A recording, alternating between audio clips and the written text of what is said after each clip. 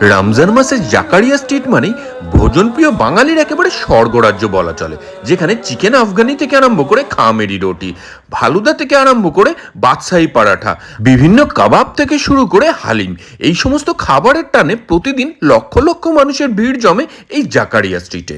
মোটামুটি 4টে থেকে মানুষজনের আসা শুরু হয়, আর যত বেলা গড়াতে থাকে মানুষের ঢল ততই যেন ভিড়ে পরিণত হয় প্রতিকটা খাবারের দোকানের সামনে।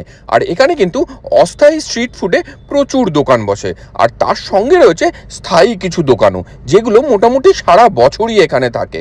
আর এখানে বিভিন্ন রকমের হালিম থেকে আরম্ভ করে মাছ ভাজা, কাবাব, তার সঙ্গে চিকেন চাঙ্গেজি থেকে আরম্ভ করে আফগানি চিকেন, খামেরি রুটি, ফালুদা, এরকম প্রচুর রকমের খাবার রয়েছে, যেগুলোর স্বাদ ভোজনপ্রেমী মানুষজন চেটে পুটে আস্বাদন করে।